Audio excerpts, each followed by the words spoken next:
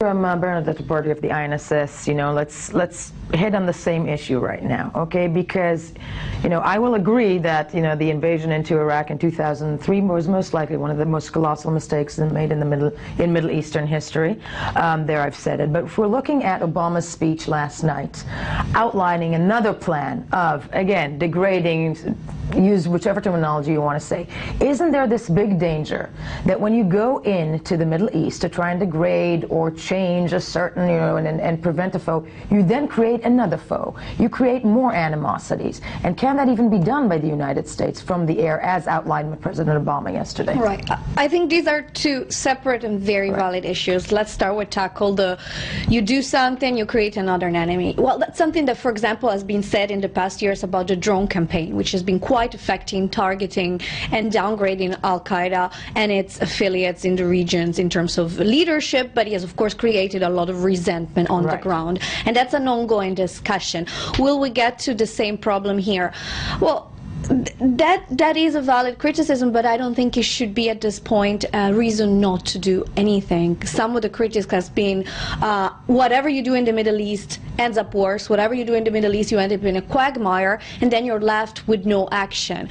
And quite frankly, if we look at what the no action in Syria has done in the past 3 years, well, there you have it. There you have the rise of ISIS, then becoming the Islamic State, and now we are in a situation in which not taking action is just simply not an option. So I would be very wary towards looking at the potential dangers as a reason why never to do anything. At the same time, doing whatever, as President Obama said over and over, it's also not an answer. And here we find ourselves, I think, with a little bit of a pickle, because I understand the president does not want to have boots on the ground, does not to be dragged into yet another Middle Eastern war.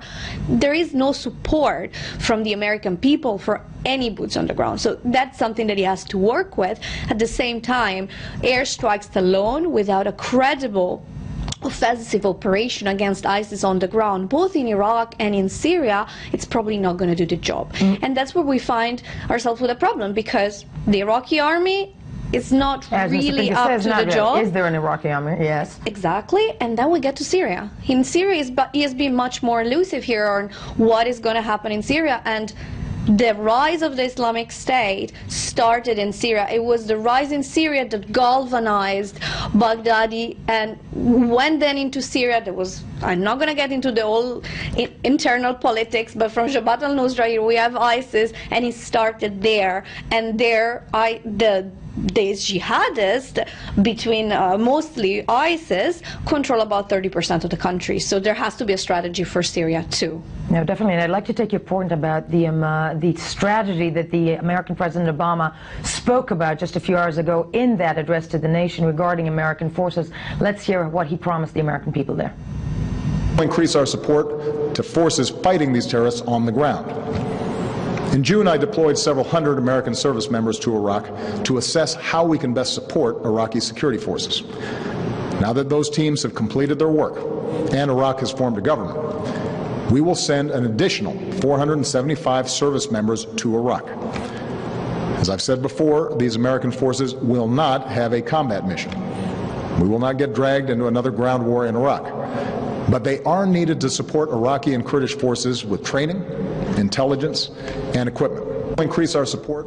Alon Pinkas, former Israeli consul in New York, when President Obama outlined such a plan, okay, and you were mentioning Yemen before, that's, first of all, he's talking about a sustained air attack, 3 years. He's actually leaving a legacy for the next president in many ways, which is also slightly problematic. But can it even be done in the Middle East?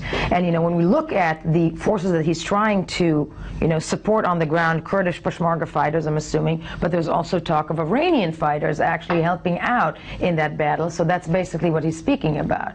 Isn't that creating more, actually picking sides in the region? He has no choice. You can't pick sides. The dynamics, the uncertainties, the variables are plenty and numerous and almost endless. And the changes right now are so rapid that you have two choices. You either act and there are consequences, or you stay home and there are consequences. I relate to what Bernadette said before. The fact that it's murky and unclear doesn't mean that you can conclude or deduce from that you can stay home. You cannot stay home. You cannot stay home, but can you do it just from the air? Well, no, you cannot do it just from the air. You cannot do it just from the air. But this is his choice of strategy at this point. He has several dilemmas. How to show that he's engaged without being dragged into another quagmire in the Middle East, number one. Number two, how do you cooperate with Syria without cooperating with Syria? How do you explain to yourself, when you shave every morning, that you're actually working with Assad, but not attacking Assad? Not only that, I would like to remind you that you and I sat here exactly a year ago on a broadcast regarding 9/11, on the eve of 9/11, 2013. Right. President Obama gave a speech outlining his plan of attack against Syria, against Assad, yes, after the attack. And I think that's next. Not necessarily a military attack. I don't, look, the Syrian foreign minister came out with this ridiculous statement that they will not allow U.S. air activity without coordinating it with the Syrian Air Force. I don't think anyone in Washington is taking this seriously, nor should they.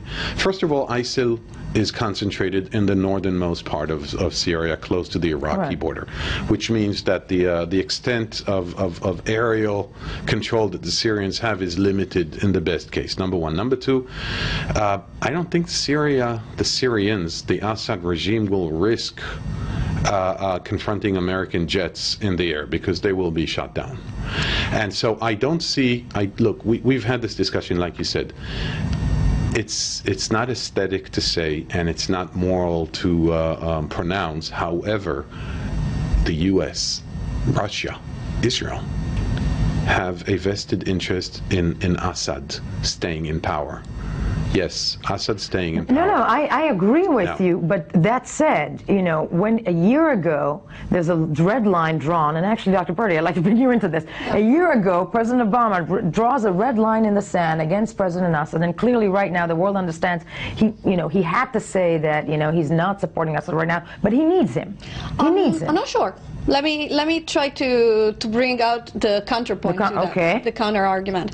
Well, first of all, this is Assad's. This goes 100% within the parameters of what Assad's propaganda has been saying from day one. So this is definitely serving the regime. The regime from day one, when you had a peaceful, political, non-sectarian revolution, March 2011, went on TV and started saying, they're all terrorists. You stick with me and I will protect my people against this terrorist.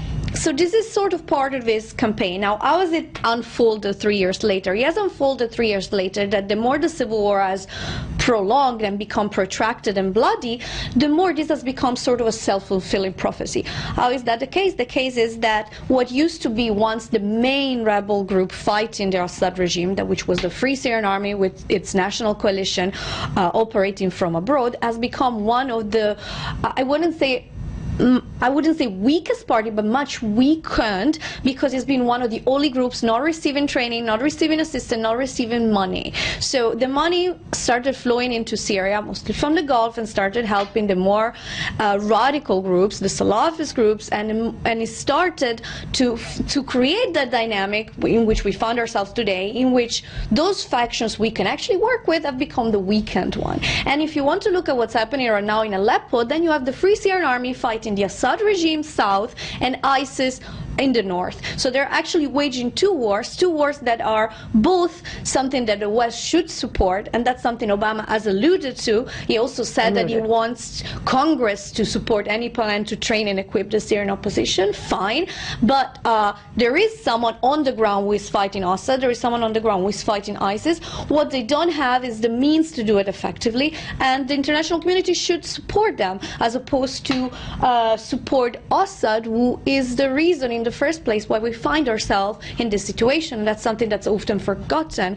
The Assad regime did not target the jihadist groups for the first 2 years of the revolution. It did not target them because he wanted specifically to show to the Syrian population that it was a choice between him and them, but it's a false choice. It's a false choice, but it is, it's what the people of Syria are reading. That said, I tend to agree, I think, Alon Pinkas, I think you are right. I think that Israel, the United States, and Russia understand that that right now Assad is not movable, that they need him in place right now. Isn't that the case?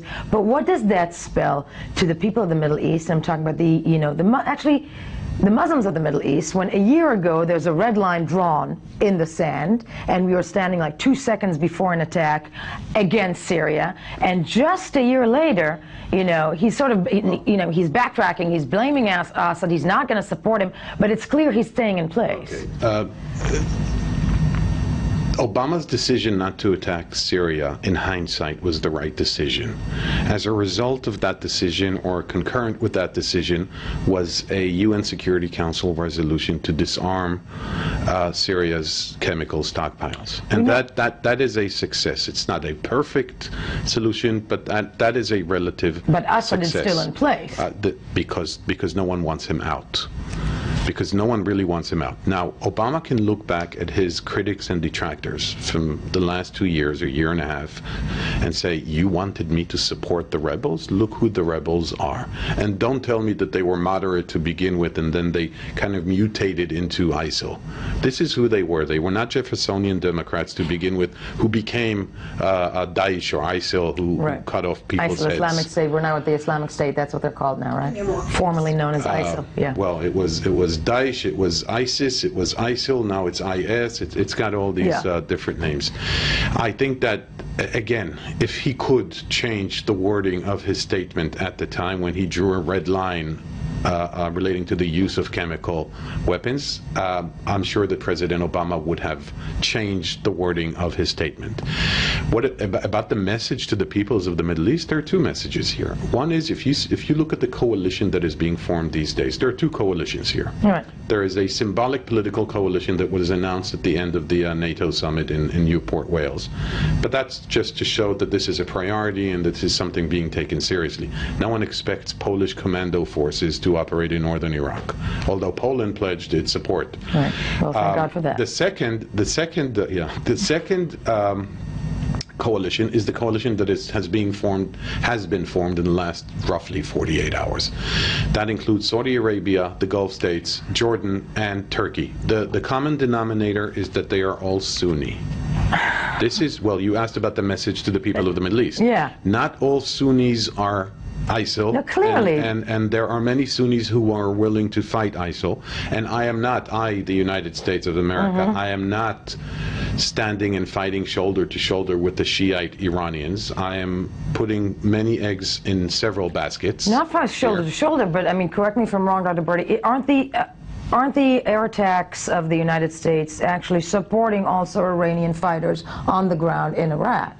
Well, you can put it that way, but this happens to be one issue where there are different parties that are very sharp disagreements on other scenarios. For example, the Saudis and the Iranians, which have completely different preferences for Syria. But when it comes to tackling ISIS, the Islamic State in Iraq, then there is a temporary convergence of interest. So the American airstrikes are serving American interests, and at this particular time, there's something that the Iranians also favor. But they're also, they're helping Iranian fighters on the ground in Iraq. Let's not forget that in addition to Peshmerga Kurdish fighters. Sure. If you want to phrase it that way, just think of what the United States invasion of Iraq in 2003 did to Iran. I mean, it removed one of Iran's main enemies in the Middle East. It wasn't done for Iranians, but of course, it also resulted in a temporary improvement of the balance of power in the Middle East for Iranians. I mean, everything you do as a reaction, and some of the reactions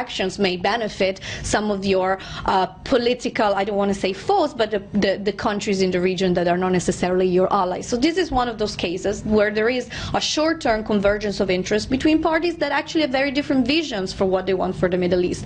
And the case of the Saudis and the Iranians being happy about ISIS being degraded in Iraq is a good case, because at the same time they still have completely mutually opposite interests in Syria. So this is a short-term long-term, I think, momentum of consensus that is being created around ISIS just because of the sheer extremism of the group and their methods and their plan. Their vision for al-Sham includes Iraq, includes Syria, includes Lebanon, and we can talk about what they've been doing in Lebanon in the past months, and it also includes Jordan and Israel ultimately. So it threatens a number of key players. Well, it is, but if we're looking at the coalition, and I'm glad that Alon Pincus mentioned it, let's first, let's break it down, but first hear what President Obama had to say about the forming coalition that is supposed to support the American campaign against the Islamic State.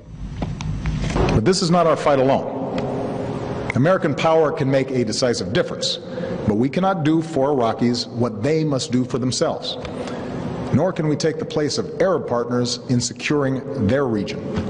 And that's why I've insisted that additional U.S. action depended upon Iraqis forming an inclusive government, which they have now done in recent days. So tonight, with a new Iraqi government in place, and following consultations with allies abroad and Congress at home, I can announce that America will lead a broad coalition to roll back this terrorist threat. Mr. Pincus, this broad coalition that Dr. Berti just mentioned, that there's a convergence of agreement between, which I'm sorry, I'd like to believe that will happen, but it's hard after, being a product of the Middle East, a convergence of, ideas between Saudi Arabia, Iran, and, that this is... She's right. It's an ad hoc convergence of interest. It may disappear in 6 months, but right now it exists. 6 months. This sounds like the coalition of the unwilling rather than the... So nonetheless, it's a coalition. Okay, and what can they do? But at the end of the day, because this is a battle, it's Shiite versus Sunni in the Middle East. It's more complicated than that. Okay, to simplify it for our audience, at the end of this coalition, isn't every side going to expect something in return that actually goes completely against the other members of the coalition? Yes, absolutely. Isn't that the problem? Absolutely. Yeah. Look, let's not forget, let's not lose the ball here. Keep your eyes on the ball. The threat to Saudi Arabia, to the Gulf, to Israel is still Iran. It remains Iran. The fact that we have this televised social media phenomenon called Daesh, ISIL, ISIS, for good reasons and justifications, makes it the #1 priority. But in the long run, Iran remains a threat. Now, what President Obama was doing, he was catering to American public opinion that is basically essentially saying, the hell with the Middle East. Why can't they ever solve their own problems? Why have we, America, become the 911, apropos 9/11, yes, of the world community? Why every time there's an issue, they pick up the phone and call us? What does Obama expect from from his allies? I don't know, because we like to talk about the Saudi-Iranian difference.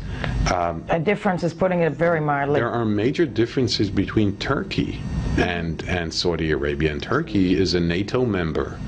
Well, forget Erdogan, the personality issue here. But Turkey is a major contributing member of NATO, and Turkey has different interests in Syria and no problems with Iran right now. Again, these are shifting sands here in the Middle East. Yes, these coalitions are going to change, but right now there is a threat to the stability of the world order, of the regional order, and that threat is posed clearly by ISIL.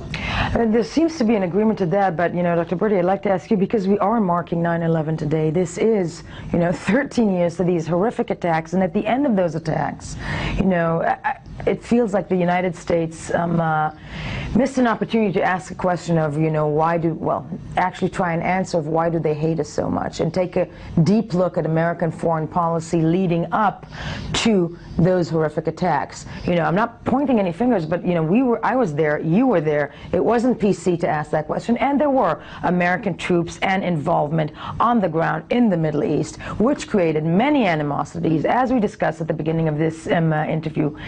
Again, isn't this doing the same over and over again? Has the United States, 13 years on, do you believe, learned something from, what happened 13 years ago? I think it has. Firstly, And I mean, we keep going back to that point, but I think it's important. Obama has no intention of sending a substantial military presence in the back. Which he says right now. I mean, that's what he says. I believe that that's also what he wants, and if anything, wants to kick the ball down to the next president on this, and keep on with the airstrikes as long as he can. I think the United States has learned a lot about the challenges, not just of fighting irregular warfare in areas it's not familiar with, but also most significantly the challenges of post-conflict stabilization and reconstruction, which is something that has been, I would say, failure. I think failure is a harsh word, but perhaps we can use it both in the cases of Iraq and Afghanistan. But at the same time, if you look at cases in which the international community did help up to the mission accomplished and then left and did not take part in the post-conflict stabilization, and I'm thinking Libya, of course, the situation there is not much better in terms of stability and having the country on the road to democratization, which leads to the very basic points that these affairs this is very complex and long-term business, and I think the United States has learned that, and I don't see the United States eagerly wanting to go back into Iraq to fix its very, very broken political system, and this is perhaps the main reason why we don't have a much more decisive action in Syria. It's as you said, it's a fairly vague. With the time that we have left, Mr. Pincus, you said, I mean, he's trying to do this from the air, as he said yesterday, and as you are, as the point that you pushed on.